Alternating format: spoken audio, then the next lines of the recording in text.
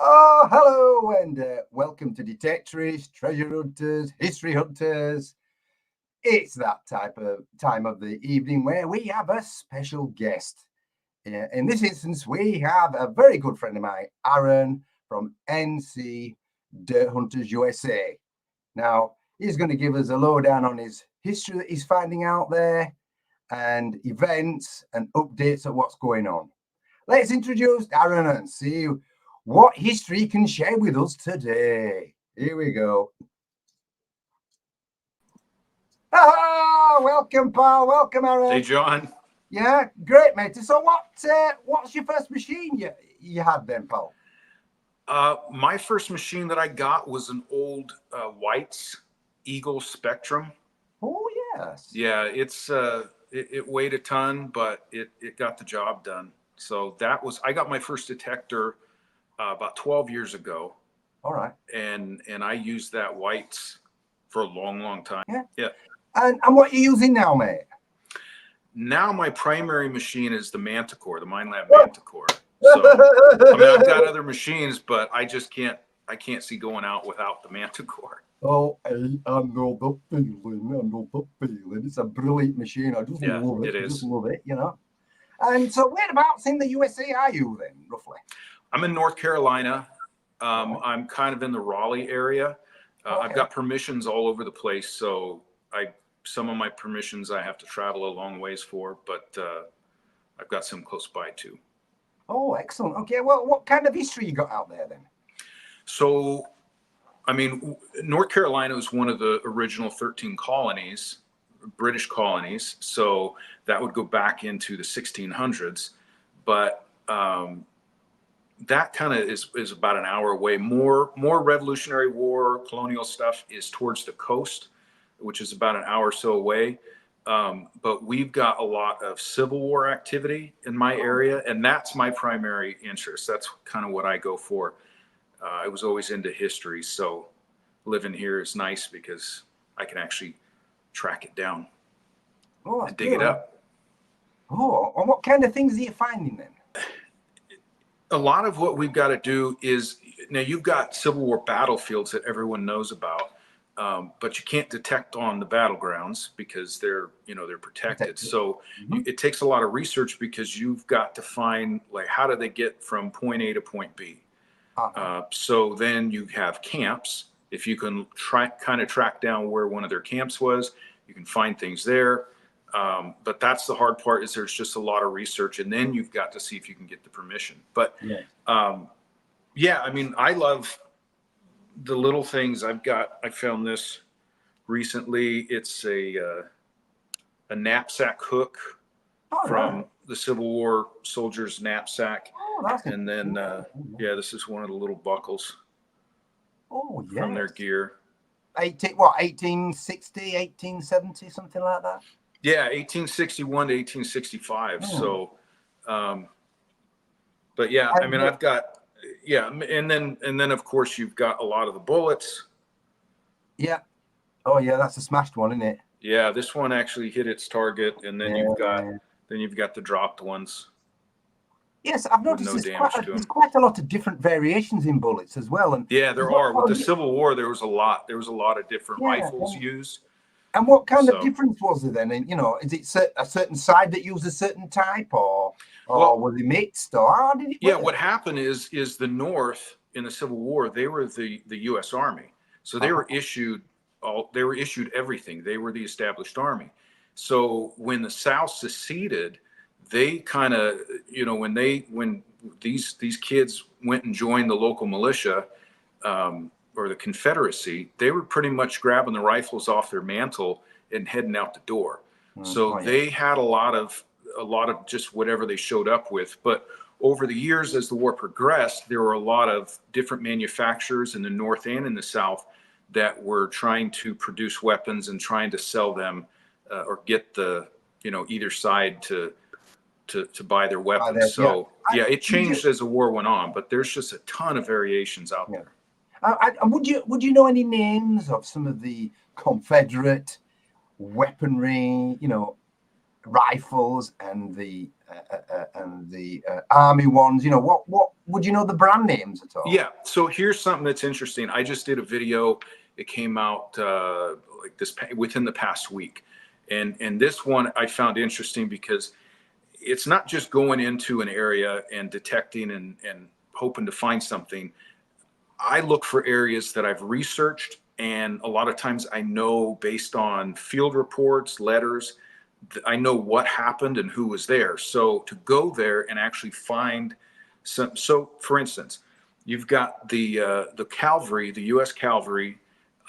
They were issued Spencer rifles. It was a Spencer carbine, which was a shorter barrel because they're on horseback. It was easy to maneuver. So in my previous video, I actually located where the Union cavalry was, and I found the spent shell casings from their rifles exactly where they were supposed to be. And I also found Confederate fired bullets around coming inward right around the same area. So battle. Yeah. So or skirmish. I mean, skirmish are small little ones, aren't they? But yeah, it certainly was a bloody feud. There's no doubt about it. Civil War that was going on there. And what other sort of equipment were they using there then? You know, both sides that was sort of common to find then. You know what? It seemed like everyone played the harmonica back then, because that's a common find, is the harmonica reeds, you know, buttons. The thing is that in the Civil War, towards the end of it especially, the troops were starving, they were worn out, tired, and as they were marching from one place to the next, especially when they knew that the end of the war was coming, these guys were just shedding equipment. It was just all they can do to muster the strength to keep going on to the next place. So if you find where they were traveling, you've got a good chance potentially of finding pieces of equipment. What sort of finds have you been finding then? What have you got some examples of some of your artifacts then from what you're finding? Yeah. So, you know, I've just a bunch of different variations of bullets, as I said. The ones that you can tell that were fired by the Confederates, one that would be a Confederate manufactured bullet, those are more rare, so those are fun to find. Of course, the equipment, just little buckles, a lot of buckles, little buckles. I haven't found a belt plate yet. That's my bucket list. I want to find a big belt plate. I've seen a couple of them, Aaron, and they're awesome. So this is cool. This is a knife that was found in a Confederate camp. So it was actually right. I located the trenches where they were fighting from, and this was just on the upper edge of the trench.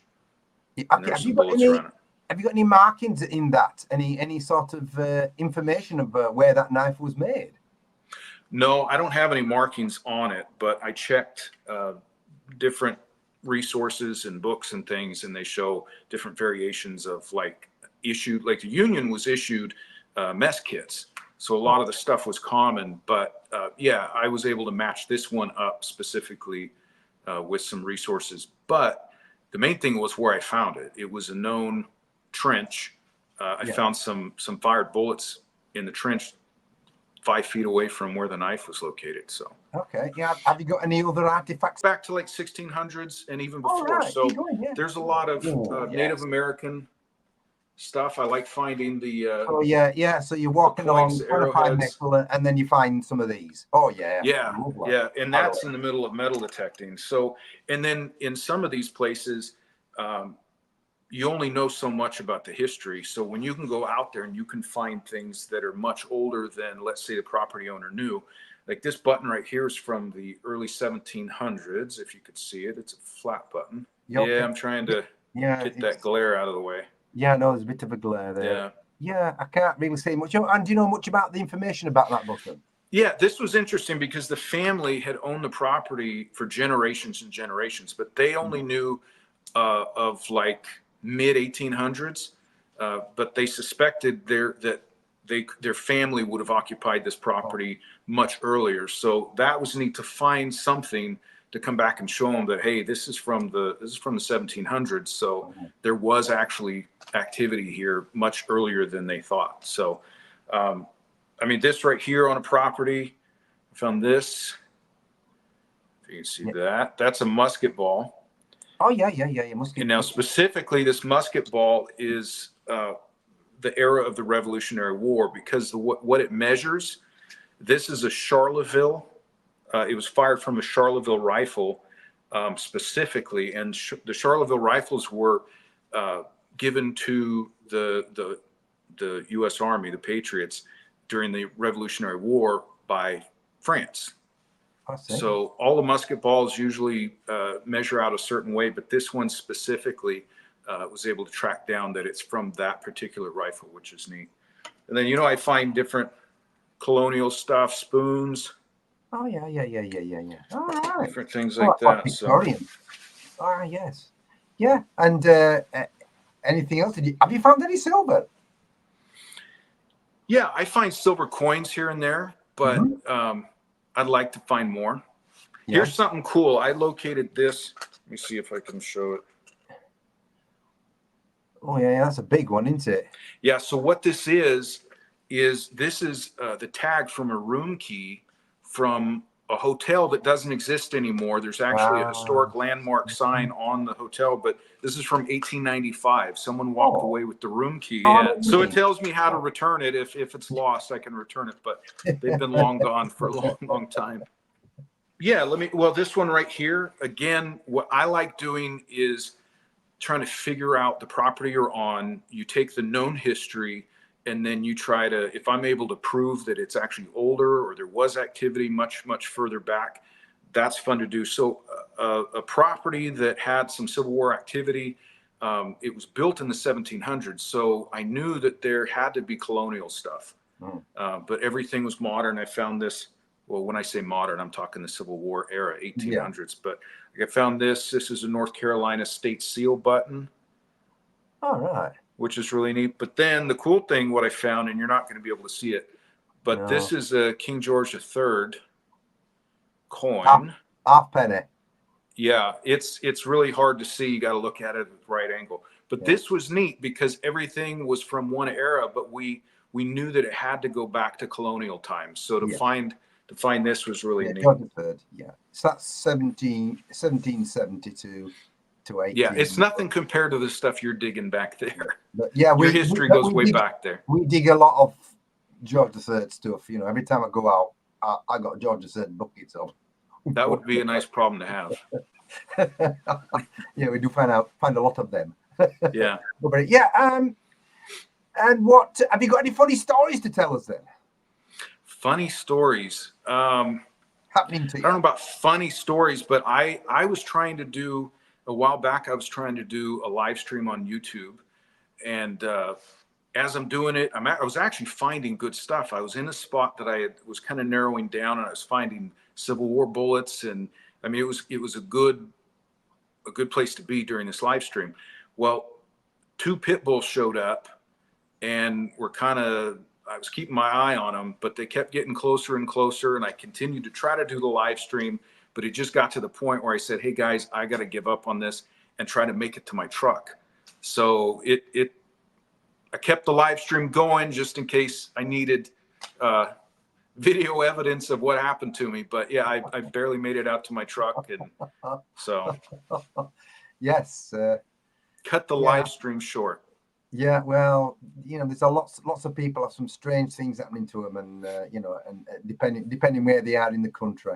And, yeah, no Bigfoot sightings or anything for me. So no. Yeah, I've got some new properties. My thing is I like piecing together history. So kind of knowing what happened, and again, I'm kind of following the Civil War. So if I can get permissions that line up with what I already know or what I've already read about, that's a good thing. And I've got some new permissions, and it kind of pieces together a bunch of the other permissions that I've had. So yeah, I'm just on the hunt for more Civil War stuff. How long would you say you go detecting for per day then? To find your artifacts and coins. I've been, I try to get out as much as I can. I'm retired, so I have a lot more time to detect than others do. But, I get out, I don't know, I would say between 6 and 8 hours a day. Yeah. And right now we're limited by the season, so it gets dark. Yeah. I think it's worth mentioning that when we do go detecting, we don't always find a coin or artifact. We do find a lot Right. of trash, don't Yeah. we, mate? There. Oh my A lot of gosh. trash. Yeah. We're good trash collectors, aren't we? We're good for the environment. We collect the Yeah. trash. That's take the it away, beauty and of bin it. editing on YouTube is you cut out all of that stuff. So I know. Well, I do mention it because it's important to let yeah. people know that people go walking wherever it may be, and they just throw the trash on the floor. And we Yeah. detectives come along. We don't like it. We pick it up and put it in our pouch and just bin it, whether it's a tin That's can, most of what we bottle dig. top, whatever All it of us, may that's be. most of what we dig is aluminum and just junk. So And yeah, well, we find we find a lot here because obviously there's a lot more intense activity in a small area. So yeah. okay, you got your coins, you've got your activity, but you've got a lot of rubbish in between that, and Oh, yeah. and so a lot of people don't realize that that it's sometimes probably where you are, you're a bit more sparse in your finds and target rates. So it's kind of like a bit quiet, isn't it, until you find somewhere where. No, there are permissions that are just extremely noisy. They're real trashy. So that makes it more difficult. I obviously, like everyone, I like the permissions where you can go out in the field and you don't hear anything unless you hit a good target. I mean, we wish that's the way it was, but yeah, we've got a lot of areas that are real trashy and they span over nothing like you guys, but if it spans over a 300-year period, there's a lot of trash that you got to sort through and you got to be good with your detector and know what it's trying to tell you. Okay. Yeah, I've been working on videos like crazy the last couple of days. I'm a little caught up. So yeah, I'm definitely going out tomorrow. So when did you start your channel? Because obviously we can see the name of the channel. When did you start your channel? I started my channel in July of last year. Like I said, I've detected for a lot of years, so I'm not new to metal detecting. No. I'm new to social media. I'm almost proud to say that. I didn't know anything about TikTok or Instagram. But yeah, I just figured I watched a lot of videos over the years and I followed certain people and it just got to the point where I said, you know what? I have really good permissions. I'm digging some cool stuff and give it a shot. So you want to talk about your history and educate people just like us. Yeah, that's what it's all about. Educating people about the finds, identifying artifacts and coins to help other people identify their stuff.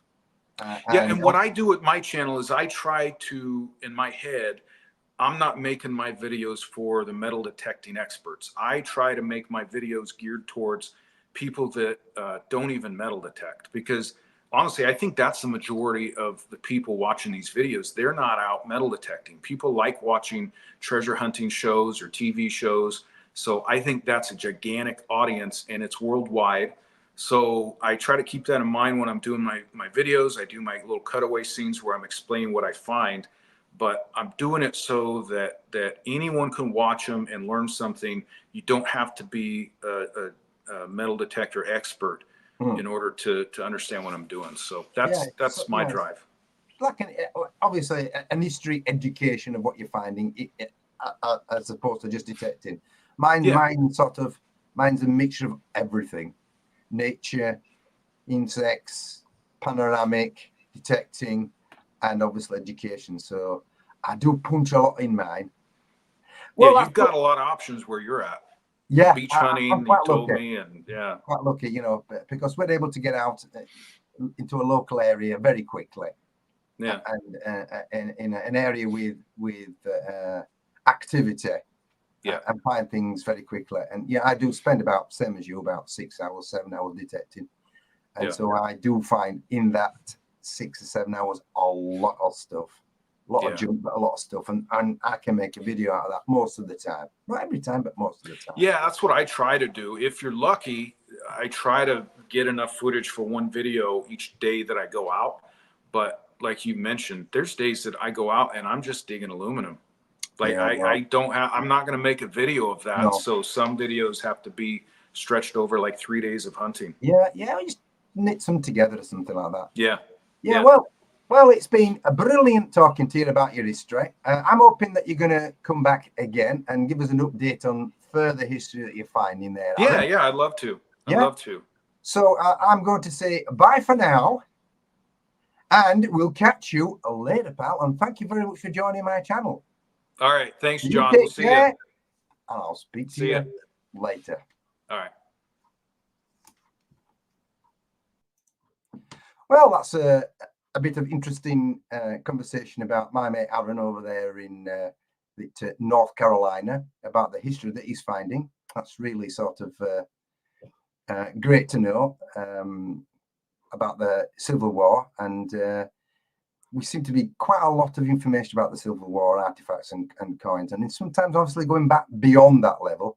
So you guys over there in the States, you are finding things older than the Civil War, which is still fascinating and interesting history, and some things that we do find in our country. So just remember that you do find unique artifacts and things which us Brits are interested in.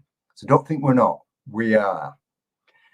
If anybody wants to come onto my channel, just message me on my Facebook or on my channel. And thank you very much for joining me, and we'll catch you probably next week on another important guest. Thank you very much, and catch you later.